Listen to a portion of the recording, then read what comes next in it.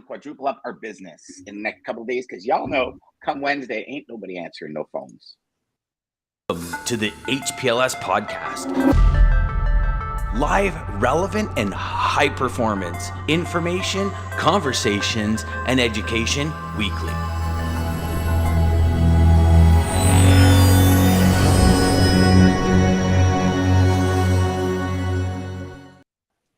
I mean, not as if they answered phones in the first place, but you know.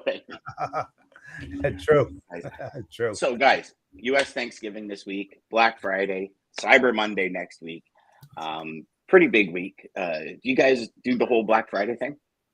No, I do. It just depends. It just depends if I'm looking for something right now. I think for me, I don't think we're actually specifically looking for something, but if something pops up, like if it's a shiny new iPhone or a MacBook or something like that, then I'll be keeping my eyes on it. But it's not intentional of what we're kind of doing because, hey, man, Christmas is coming up. You want to get those Christmas gifts, put them under the tree, and get ready for it.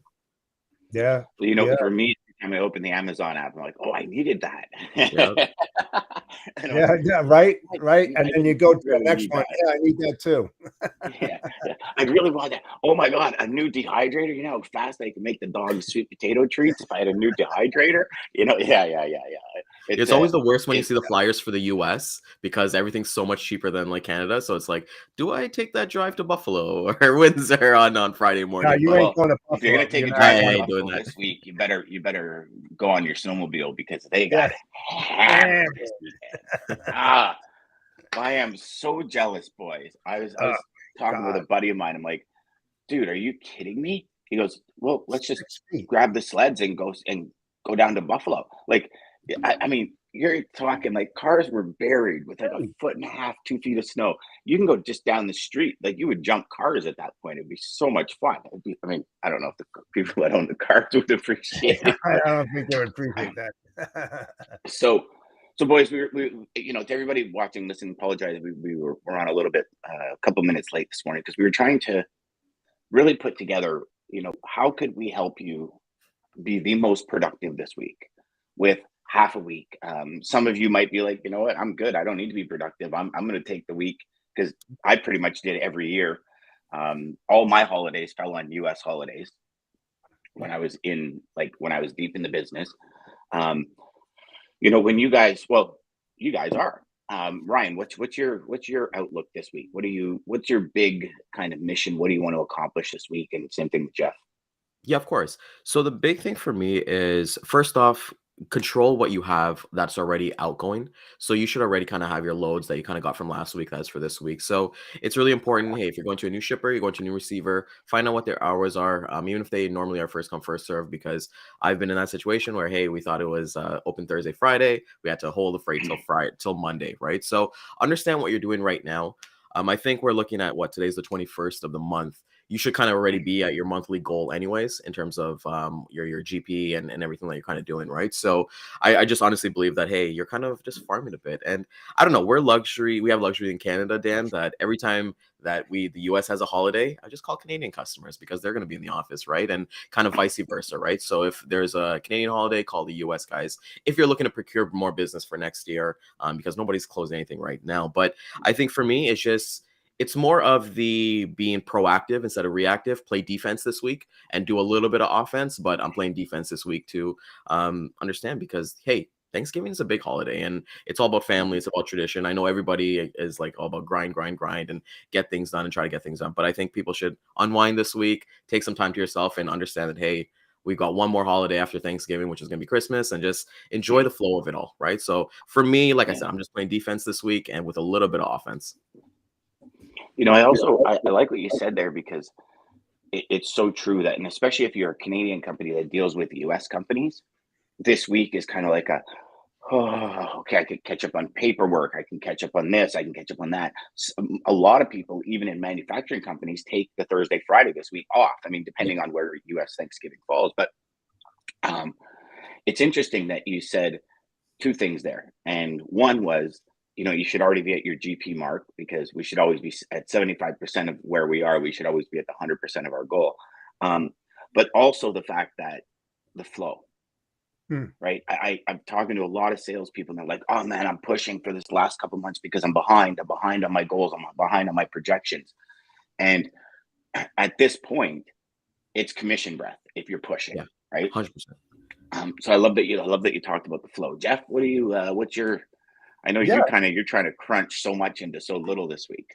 Yeah, and the thing is that a lot of the Japanese CPG companies, they have a thing where they need to make their sales and budget at the end of every month. So now you're losing 2 days. So when you talk about ROG, receipt of goods, you have to really start, or you should have started projecting transit times last week, because you're losing 2 days this week. You got the drivers that are taking holiday. You're talking about possible 4 days, right? Thursday, Friday, Saturday, and Sunday. And then you've got let's just say you have shipments coming out of California that has to go to New Jersey, right? So you think about the transit days there, and you have to meet them, but you're losing 4 days possibly, right? The guys want to stay home with their families, so you have to back that up. So right now, instead of waiting for maybe Thursday and Friday to ship, you're already shipping today and tomorrow, because you're trying to gain those extra days by talking with your customers, seeing how they're putting things. Because remember, there's a lot of pressure on them to push shipments out as well. So they have to double up, because most of them in the US are closed on Thursday and Friday. Okay. So they're now doubling up on Monday, today, Tuesday, and Wednesday.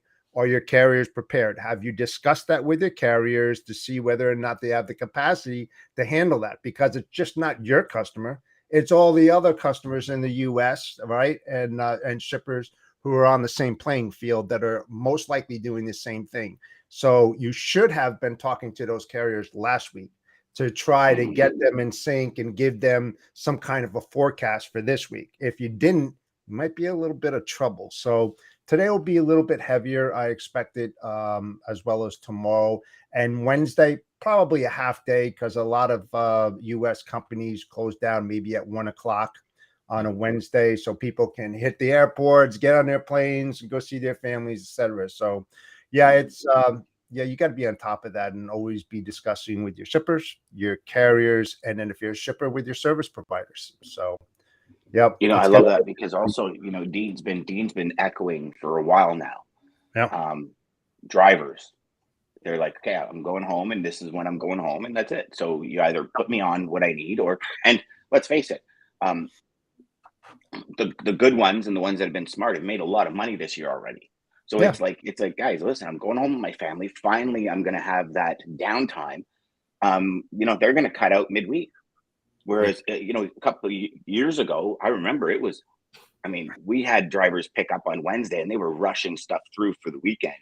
They weren't home with their families for Thanksgiving. They were like, no, man, we're working. We're doing what we got to do. And then that whole thing has shifted, right? Yep. And you brought up such a valid point, Jeff. You better be having those conversations with your suppliers and saying, guys, listen, like, because twofold, right? Ryan brought up a really good point. You think they might be open Wednesday, but what if they're closed Wednesday as well? Now you've lost all your GP because you didn't do your job. You've lost all your GP plus probably more to hold the truck over till Monday. Not to mention, you might not even have the capacity. So now you're leaving a customer stranded because you didn't do your job and you weren't proactive. And it brings up a valid point. And I'd love, well, maybe people don't want to share it, but were you guys proactive last week? Everyone watching and listening, were you proactive last week and calling your customers and saying, hey, any kind of forecast next week so I can prepare? Were you proactive in calling your suppliers and saying, hey, what's it look like? What do you got going? Where can we call an audible and make things better? Actually, a really interesting question. Yeah. And you know something? I mean, it's not unheard of, but if you're one of those shippers out there that wait until the last minute and you're trying to grab capacity, you're going to pay a lot more than what you normally would, because these guys want to get home. And if you want that shipment to move, it's going to cost you some big bucks if it's going to take away from the driver's family time. Trust me. And twofold on that too, right? Because you look at as a sales rep, you want to be able to have those conversations and not do any new carrier onboarding this week. That's No, something I would not recommend. Do not go no. on LoadLink and bring on new carriers because you're not going to be able to trust that, right? And I feel like relationships are made, they're strengthened or they're broken over holiday weekends, right? Because at the end of the day, hey, if you're a shipping customer, they're with their families, they do not want to be getting a call while they're at the dinner table or even that whole thing, right? But I think too, even for carriers and sales reps, you're going to see a lot of last minute loads come up because hey, things happen. So carriers are dropping the ball. So just be smart with it, right? Like just don't think like, hey, I'm going to make a boat money on this. Just understand that, hey, if you have the capacity, don't commit to something that you can't deliver on because like I said, relationships will be strengthened or broken this week. That's absolutely a huge point. Yeah, absolutely. Yeah, for sure. Yeah. You know, how many times have I remember there was this one gentleman at the company I used to work with, and he would never leave the office on Fridays or the day before a holiday. Yep. You know, like even Christmas Eve, everybody's gone by noon. He said, nope. And he was there until 7 or 8 o'clock. And he would get customers, gosh, I'm going to say at least every holiday for sure. And if not, at least once a month on a Friday, where somebody just happened to drop the ball. Somebody just happened to. It happens. It happens. Not prepared. And it made, I mean, he had some great relationships and he just, that was his thing. Yep. You know, like he would be at the office until, you know, if everybody cut out at 1 o'clock, he'd be at the office until 7 o'clock on Wednesday.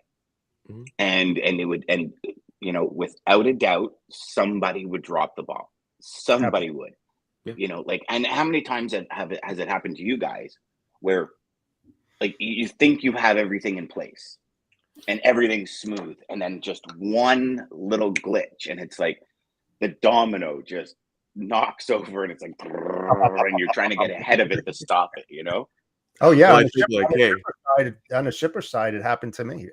Absolutely, when you get your capacity in there and something happens and they can't pick it up. And one thing, let me just revert to what I was saying earlier. You should be talking to your shippers probably last week about the Thanksgiving holiday, the Christmas holiday, the New Year's holiday, and start planning and creating that schedule. And then if you're collaborating the right way, you're taking the information that your shipper's sharing with you and going right back to the carriers and saying, hey, just want, you know, to be prepared. But this shipper is taking an extra day on this day. They normally come on Friday, but they're taking Friday off. It all depends on what day the holiday, right? If a Christmas falls on a Saturday, I mean on a Friday, sometimes they take a Monday off. Sometimes, not all the times, but Thursday, Friday. And you just have to prepare yourself. I mean, that's good business right there. That's good business to do. And every company's different. Absolutely. That's what every I said. Company's different, right? That's why you have to make those phone calls, right? Especially if you have a carrier that's doing multiple pickups in different states for different clients. You know, what is good for one may not be for the other one. So you got to write all that down and share that with your carriers for sure. Yeah, I used to start at the beginning of November.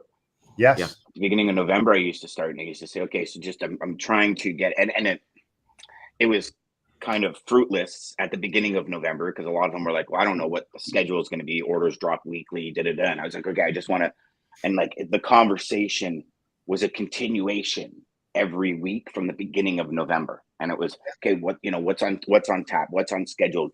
Is there any way that you can give me a forecast? Like any way whatsoever, because if you can give me a forecast, I can take that forecast and bring it forward and hopefully, you know, cross your fingers, kind of, hopefully fix any issue that might arise down the road, right? Yeah, and you can't look at data over the last 2 years because man, it was all over the place. I mean, what shippers normally did in peak season, definitely not in this peak season, if there really isn't. The volumes that they had in 20, in 21, not going to have it this year at all. So you can't just say, I'm going to go off the data from 20 and 21 and I'm going to tell the carriers what to expect. Not going to happen, guys. Will not happen.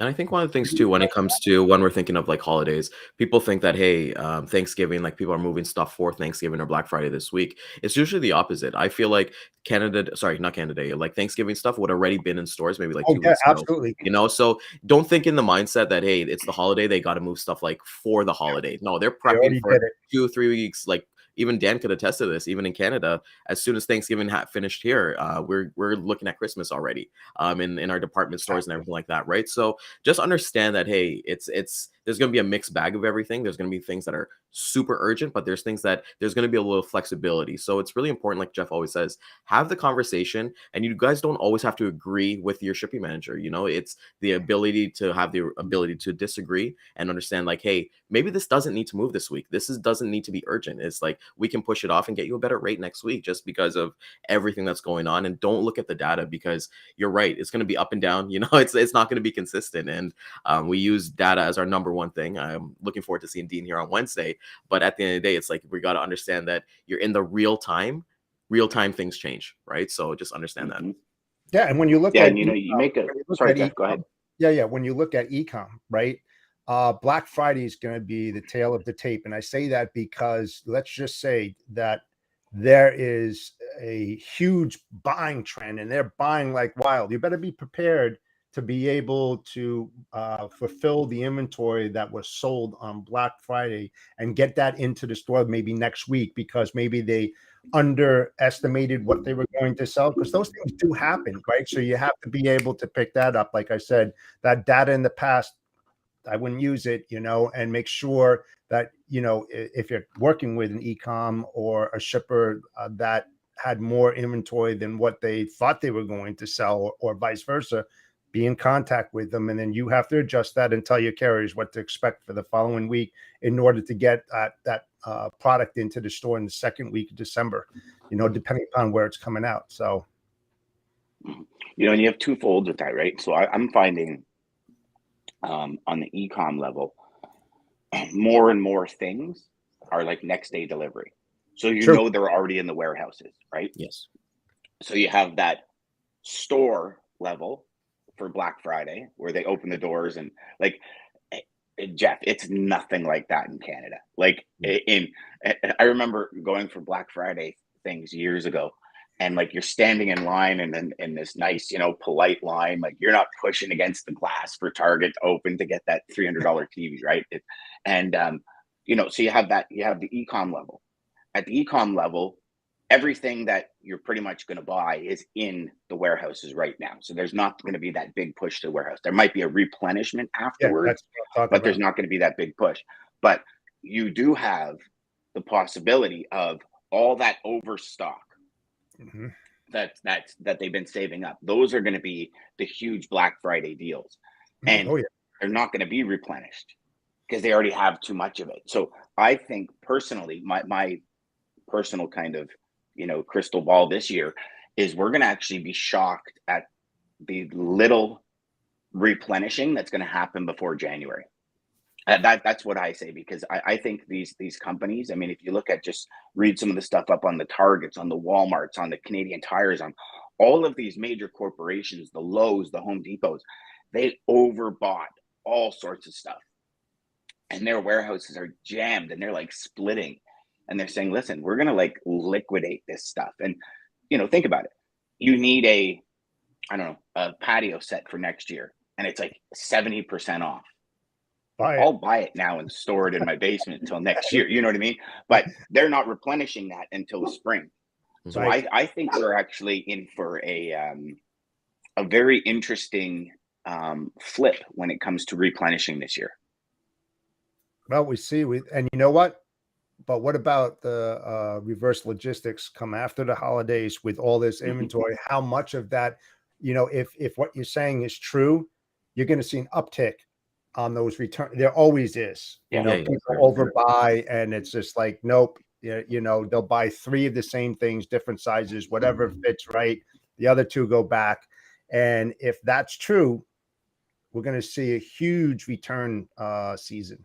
Huge. I think so too, because Yeah, sorry. I think like even with the reverse logistics is that, a lot of people they'll buy those things like the three things just to get the free shipping, right? Knowing that they're only going to keep the one thing and then they return it back. And I think we're seeing the uptick as well of, hey, companies buying like those pallets of like stuff that's been returned, and then they try to, that's like a side hustle, right? Like drop shipping or things like that, right? So I think you're so right with the reverse shipping. It's same story like I kind of told you guys last week, where Amazon's like beefed it up, where you get the same day delivery and same day returns, which is unheard of when you kind of think about it, right? So yeah, it's interesting. Yep. And that's hitting e-com market, which most of our audience isn't going to really be in, because they're not, it's the FedExes, the UPSs, the DHLs that are going to be picking all this stuff up from your house, right? So again, that's what I'm saying, is that return, that OS&D, that would normally, I mean, if you're a warehouse, I think you're going to definitely be feeling that, the ups and downs of it. But I think as just a, general practitioner in logistics, you might not see it this year. You might not see it. Yeah. And Drew actually brings up Maggie says that's my side hustle. I know. I was just laughing at that. It's funny. Bring up Drew's thing here, because funny enough, I was walking with my wife. We were shopping yesterday, and I was telling her I miss Future Shop. Best Buy is not the same, even though they're owned by the same company. But it's funny that you mentioned it, because like Future Shop was an experience, and I feel like we're losing that a bit too. We're losing that experience of like when we go into a store, and having like being, oh my God, seeing that gift that you want. So being able to buy it online and then say, hey, I'll test it out. If I don't like it, I'll just return it. We have that mindset of we're accumulating things, but not accumulating the experience that goes with it, right? Like, I'll ask you, gentlemen, that experience that you guys went to go buy your engagement ring for your wife, that was a whole thing, like even buying like your wedding suit, everything like that. Those experiences, there's some things that are just like that, but now we're just buying stuff just to buy stuff. So as we kind of lose it, we'll see the difference between brick and mortar versus e-commerce as well. Well, it's funny you say that. I was watching something on the weekend. And this woman was saying that the malls and the brick and mortar are actually coming back, because people are losing touch of that experience that you just talked about. And it was funny because I'm listening to it and it caught my ear right away, because all we've been hearing is the exact opposite, right? Like anybody we speak to, you're like, are you kidding me? I can sit here like this, and in like 3 hours I can have what I wanted, and all I got to do is pick that up, put it down, and I can get back to doing what I'm doing. But they're saying that people are now kind of craving that. Well, COVID is still around, but it's not like the pandemic around. And it's like, okay, I want to get out and I want to do it. And then what she was saying is they're also finding the malls are not like they were a couple of years ago, where it was literally like, come mid-November, you don't step foot into a mall unless you're absolutely postal, because it was just so many people and there was so much ignorance and everyone's rude and all that comes with it. And they're saying, so it's been like this flip. And it's interesting because last week during the week, my wife and I went to a few stores, and I'm looking at the parking lots, which are usually like jammed, and they're not. Like even in a store like Canadian Tire, it was like half full. Yeah. And it was like kind of like, wow. And that's where I like to go around and like touch things, right? Like the tools and all that. You're like, yes, Ryan. Make sure you sanitize, my friend. Yeah. And it's like you go down the tool aisle and you're like, oh yeah, what can I use that for? And you start really thinking about that stuff where you don't get that experience online, right?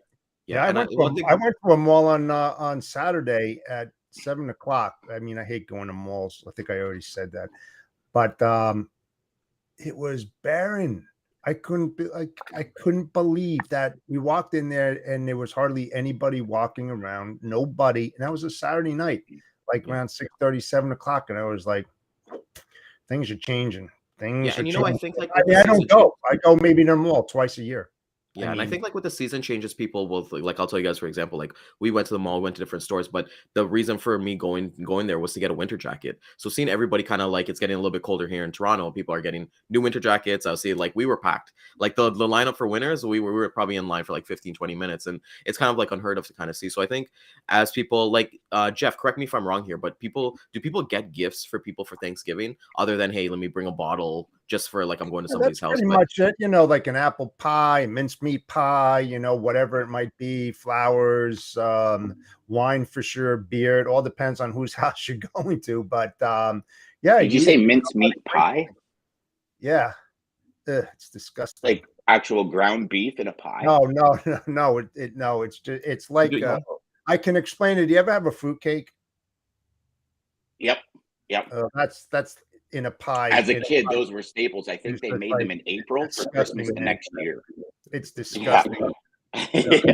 Oh man, don't put any hate on mincemeat pies, man. The Scottish pies are amazing, man, with the different things. But it's so we understand that, right? Normally for Christmas we take gifts over and things like that. So I think with the uptake, and you know what? Like as you guys were kind of saying, Friday it wasn't busy. I think people are waiting for Black Friday. Like I've told my wife, why would you buy this now when hey, let's wait for the flyers to kind of come out and let's get a better deal, because the return process kind of sucks too. You got to go wait in that line, get that, and then you start shopping. So you're like, oh man, I waited 20 minutes to return this item. I'm not really in that mood to go buy stuff because I'm gonna have to be in this line again for 20 minutes, right? So I just think a lot of people just kind of just waiting for that Black Friday. I know in Toronto we had those early Black Friday deals, but I actually looked at the Walmart Black Friday deal that starts on Wednesday, and it's a lot better than what's going on right now. So it just makes sense to wait. Oh, even better than the earlier ones?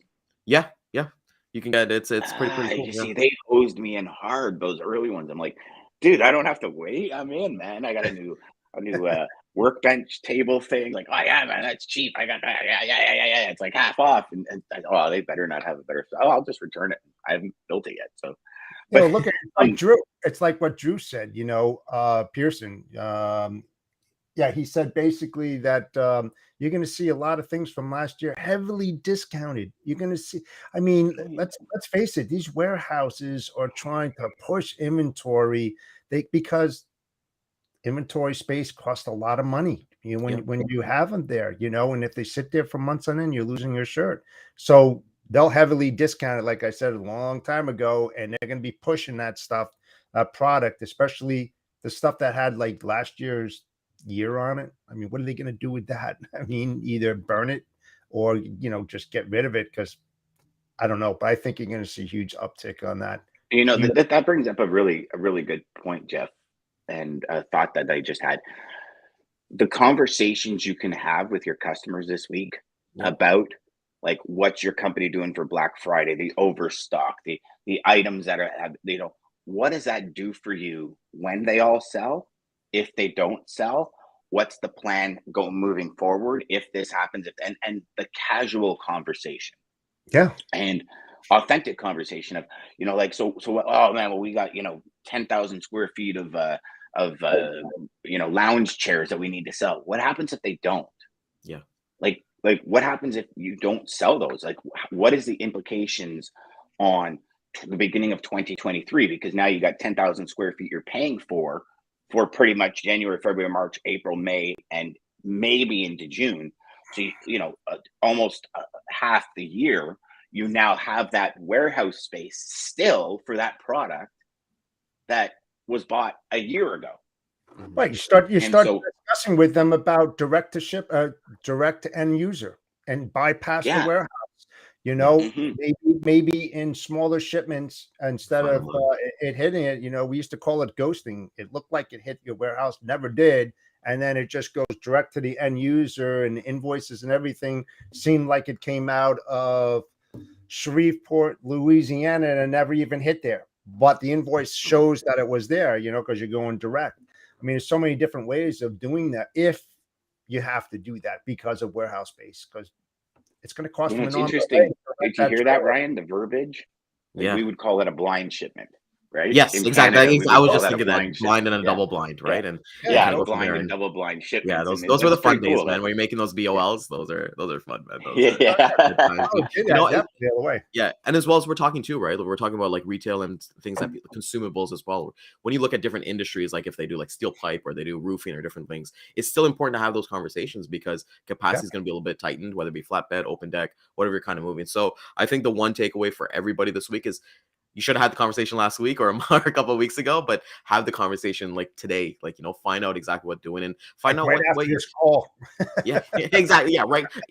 Exactly. So I think it's extremely important. You have those conversations and then understand, right? And then now that you've had that conversation, start having the conversations for Christmas, because it's going to be the same thing, even more. And New Year's. And New Year's. And New Year, yeah. Mm-hmm. Absolutely. Beauty. Good one. Hope you guys got some stuff out of that, everyone. I hope it was more than just a damn, I didn't do that last week. Shit. Hey, but you know what? Choice by choice to get closer to or further from your goal. Make a choice today to do it, right? Like Rico said. Yeah, let's go. Okay? Yes, sir.